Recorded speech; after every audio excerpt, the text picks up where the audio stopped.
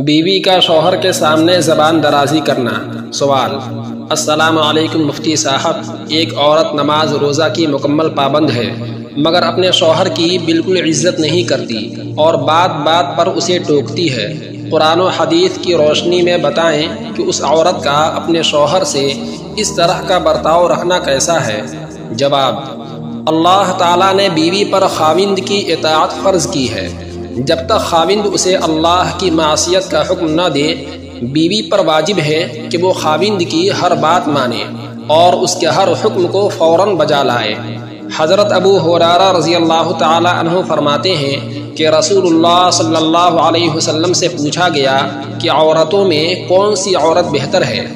آپ صلی اللہ علیہ وسلم نے فرمایا، وہ عورت کہ جب اسے اس کا خاوند دیکھے تو وہ اسے خوش کر دے، اور جب وہ اسے حکم دے تو یہ اس کی اطاعت کرے اور اپنی جان اور مال کے بارے میں کوئی ایسا اقدام نہ کرے جو اس کے خاوند کو ناگوار ہو۔ خاوند کی نافرمانی اور حکم عدولی کی بنا پر عورتوں کو جہنم کا عذاب دیا جائے گا۔ رسول اللہ صلی اللہ علیہ وسلم فرماتے ہیں، میں نے جہنم کو دیکھا تو میں نے آج جیسا منظر کبھی نہیں دیکھا، اور میں نے اس جہنم میں عورتوں کو مردوں کی نسبت زیادہ پایا۔ لوگوں نے پوچھا، اے اللہ کے رسول صلی اللہ علیہ وسلم، وہ کیوں؟ تو آپ صلی اللہ علیہ وسلم نے بتایا کہ ان کے کفر کی وجہ سے۔ کہا گیا کہ کیا وہ اللہ کا کفر کرتی ہیں؟ آپ صلی اللہ علیہ وسلم نے فرمایا، وہ خاوند کی نافرمانی کرتی ہے اور احسان فراموشی کرتی ہے۔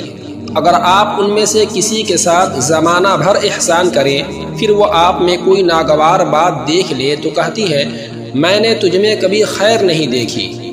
لیکن واضح رہے کہ اسلامی تعلیمات کے مطابق میاں بیوی کے رشتے میں قانونی ضابطوں کے بجائے اخلاقی معیاروں کی پاسداری مطلوب ہے۔ میاں بیوی میں سے ہر ایک دوسرے کے حقوق ادا کرنے اور اپنے حقوق کے مطالبے کے بارے میں درگزر کرنے کا رویہ اپنانے کی ٹھان لے تو نہ میاں کو بیوی سے شکوہ ہوگا اور نہ بیوی کو میاں سے۔ امام ذہبی رحمۃ اللہ علیہ کتاب الکبائر میں لکھتے ہیں کہ روایت کیا گیا ہے کہ ایک شخص اپنی بیوی کی زبان درازی کی شکایت کرنے امیر المومنین عمر ابن خطاب رضی اللہ تعالی عنہ کے گھر گیا۔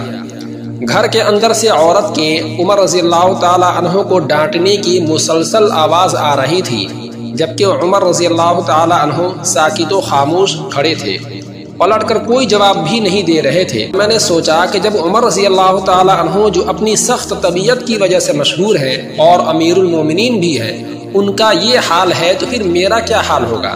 تو میں واپس چل پڑا۔ اچانک عمر رضی اللہ تعالی عنہ گھر سے نکلے تو مجھے دیکھ کر پکارا کہ بھائی، مجھ سے کوئی کام تھا؟ تو میں نے عرض کیا کہ جناب، میں اپنی بیوی کی بد اخلاقی اور زبان درازی کی شکایت کرنے آیا تھا، مگر آپ کے گھر کا حال بھی ویسا ہی دیکھا تو پلٹ پڑا اور سوچ کر صبر کر لیا کہ اگر امیر المومنین کا حال یہ ہے تو پھر اپنی کوئی بات نہیں۔ فرمایا، بھتیجے، میں یہ سب اس لیے برداشت کرتا ہوں کہ اس کے میرے اوپر بہت احسان ہے۔ یہ میرے لیے سالن بناتی ہے، روٹی پکاتی ہے، کپڑے دھوتی ہے، میرے بچوں کو دودھ پلاتی ہے، اور ان میں سے کوئی کام اس پر واجب نہیں۔ پھر میرا دل اس کے ذریعے حرام سے بچتا ہے اور سکون حاصل کرتا ہے، اس لیے میں اس کی باتیں برداشت کر لیتا ہوں۔ آدمی نے کہا، امیر المؤمنین، یہ سارے کام تو میری بیوی بھی کرتی ہے۔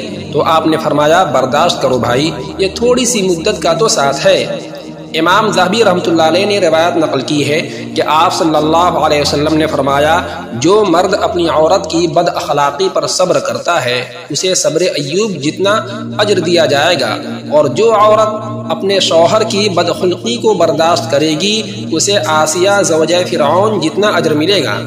اس ساری تفصیل کا خلاصہ یہ ہے کہ میاں بیوی میں سے ہر ایک دوسرے کے حقوق ادا کرنے اور اپنے حقوق کے مطالبے کے بارے میں درگزر کرنے کا رویہ اپنائے۔ ایک آخری حدیث آپ کو سناتا چلوں۔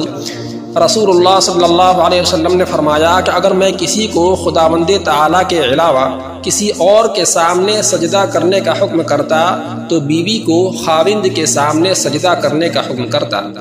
اس حدیث مبارکہ سے اندازہ لگائیے کہ شوہر کا مقام کتنا بلند ہے اور اس کا ادب و احترام بیوی پر کس قدر لازم ہے۔